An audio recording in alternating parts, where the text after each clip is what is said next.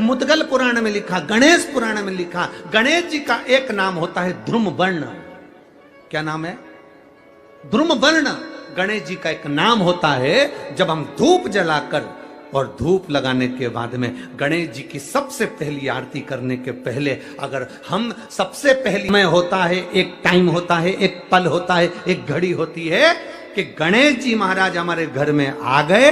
गणेश जी की सबसे पहली जो आरती हो, उस आरती के समय पर अगर धूप बत्ती जलाई जाए या गोबरी को जलाकर उसमें गूगल छोड़ी जाए और गूगल छोड़ने के बाद गणेश जी का नाम ध्रुम वर्ण कह दिया जाए तो गणेश जी को तुम्हारे घर की पूजा स्वीकार करना पड़ती है। बस वो समय हम जानते।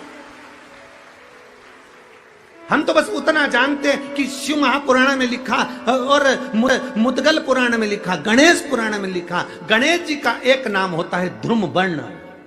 क्या नाम है? ध्रुम वर्ण।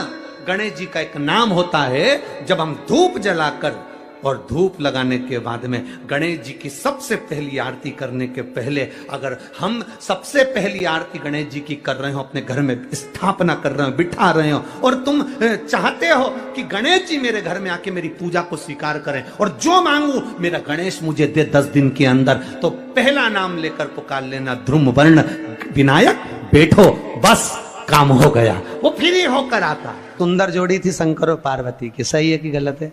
कभी नहीं झगड़ते थे। इसलिए पृथ्वी पर ना तो लक्ष्मी जी के व्रत हैं, ना ब्रह्माणी के व्रत हैं, ना इंद्राणी के व्रत हैं। अगर पूरी पृथ्वी पर सबसे ज्यादा व्रत किसके हैं? माता पार्वती। तीज का व्रत किसका? पार्वती का। चतुर्थी का व्रत किसका? पार्वती का। चौथ का व्रत किसका? पार्वती का। छठ का व्रत किसका? पार्वती का। जितने व्रत है सब माता पार्वती। गणेश जी मैया को प्रसन्न करने के लिए अष्ट रूप में धारण करते हैं। 8 रूप भगवान गणेश जी ने धारण किए। एक मयूरेश्वर गणेश, दूसरा सिद्धि विनायक, तीसरा बल्लालेश्वर, फिर वरद विनायक, फिर चिंतामणि, फिर गिरजात्मज, फिर भगवान गणेश विघ्नेश्वर अष्ट विनायक, फिर महागणपति। ऐसे गणेश जी के अष्ट नाम हुए। उस समय तिजोरी के अंदर जो गणेश की प्रतिमा रखी जाती है, किस नाम से रखी जाती है? तो तिजोरी में हम जो गणेश की प्रतिमा रखते हैं वो वरद विनायक के नाम से रखते हैं। कौन सा गणेश? वरद। वरद विनायक के नाम से तिजोरी में गणेश रखते हैं। और वरद विनायक के नाम से गणेश जी तिजोरी में रखाते हैं। आपको कथा में कहा था, घर में सीधी सूंड का गणेश और व्यापार व्यवसाय ऑफिस में उल्टी सूंड का गणेश होना चाहिए। वरद विनायक को तिजोरी में।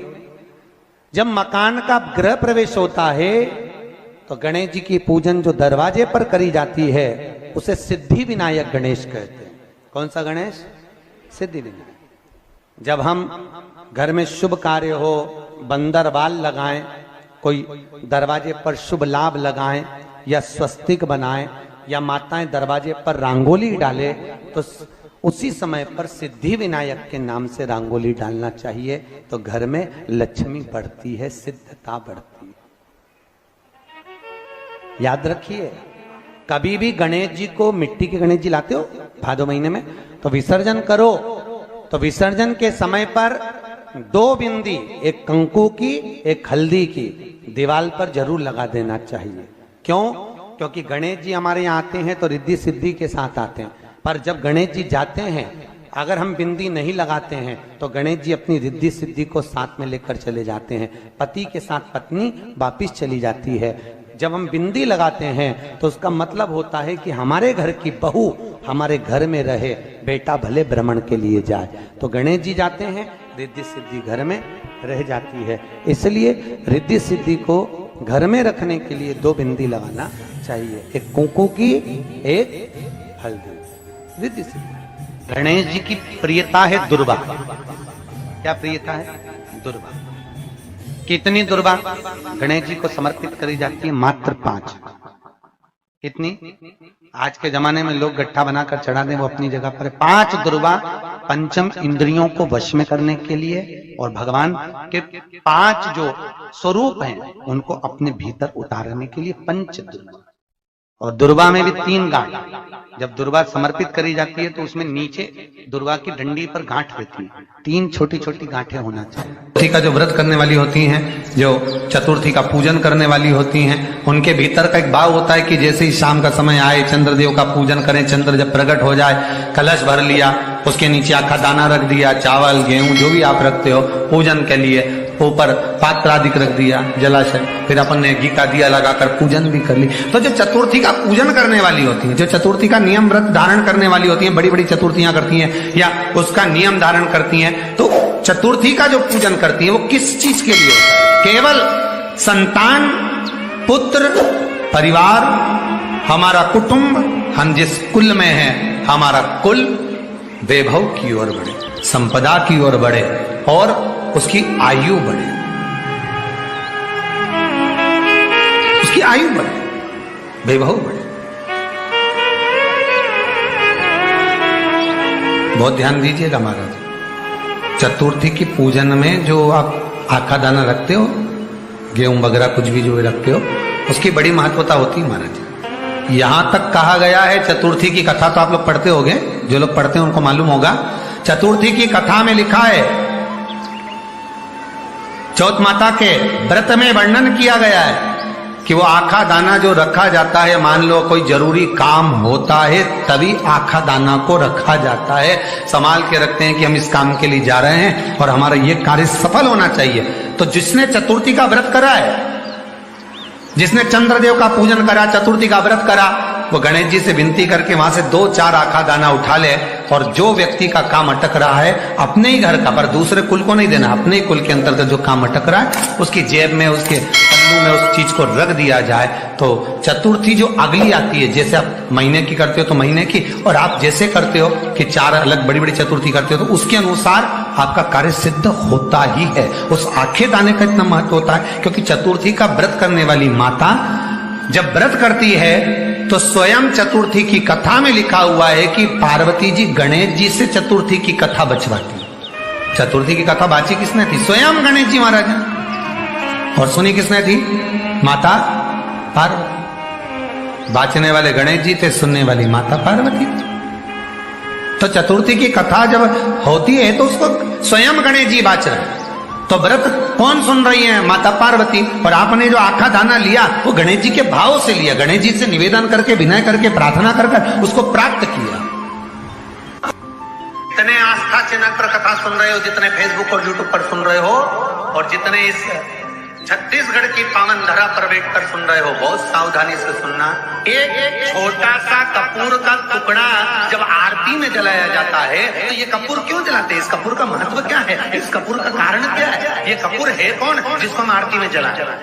क्या जरूरत इस कपूर को आरती में जलाने की? क्या जरूरत इसको यज्ञशाला में जलाने की? क्या जरूरत है इस कपूर को पूजन में जलाने की? स्वयं गुरु बाबा कहते हैं, यदि कोई आरती में, पूजन में, घर में एक कपूर का टुकड़ा आरती के बाद में जब समर्पित करेगा तो उसको अश्वमेध यज्ञ का पुण्य प्राप्त हो जाएगा। अश्वमेध यज्ञ के पुण्य को पाने के लिए कपूर का टुकड़ा आज भी आरती में जलाया जाएगा।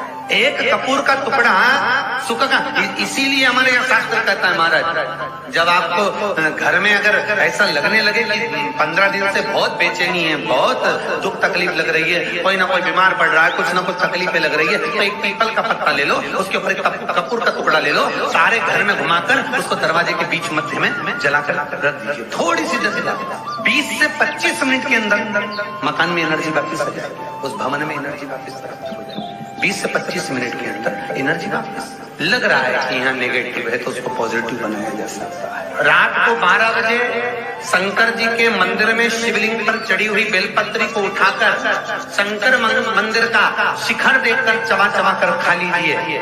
आपके पाँव के घुटने बदलने की जरूरत नहीं पड़ेगी, ऑपरेशन की जरूरत नहीं। पेटता, अलमस्तता। इस संवाद के अंतर्गत ये जो संवाद आया है, श्री गणेश जी महाराज ने श्री शैलम पर कार्तिकेय महाराज की पावन धरा पर, मल्लिकार्जुन की पावन धरा पर श्री सेलम में 3 प्रश्न श्री गणेश जी महाराज ने करे, और वो गणेश जी के 3 प्रश्न आपको भी ज्ञात होना चाहिए। पहला प्रश्न गणेश जी महाराज ने अपनी माता से कहा, माँ, मृत्यु लोक के अंतर्गत इस भूमि पर जन्म लेने के बाद में अगर व्यक्ति को वृद्ध अवस्था का सामना ना करना पड़े तो उसके लिए क्या करना चाहिए? सुन लेना जवान भाई, जितने भी बेटा बेटी बैठे हैं और जितने आस्था चैनल पर, फेसबुक, यूट्यूब पर सुन रहे हैं, बड़े ध्यान से सुन लेना कि मान लो कि हमें वृद्ध अवस्था देखना ही ना पड़े, उसके लिए क्या करना पड़े? तो कहा उसका एक ही साधन, राम राम रटते रहो जब तक घट में प्राण, कब हो तो दीन दयाल के भनक पड़ेगा। महाराज, एक कर्म करते रहो, तुम्हारा कर्म जरूर करो, काम करते करते करते करते करते करते भी भगवत स्मरण करते। धर्म और कर्म, इन दोनों में अंतर क्या है? बोलो जल्दी जल्दी बोलिए। धर्म और कर्म में अंतर क्या है? धर्म अष्टविनायक में एक विनायक, सबसे प्रबल विनायक,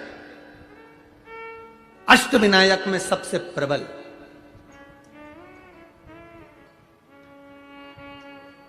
जहां के वृक्ष भी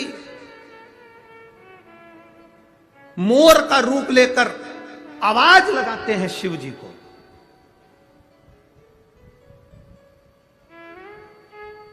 जहां की नदी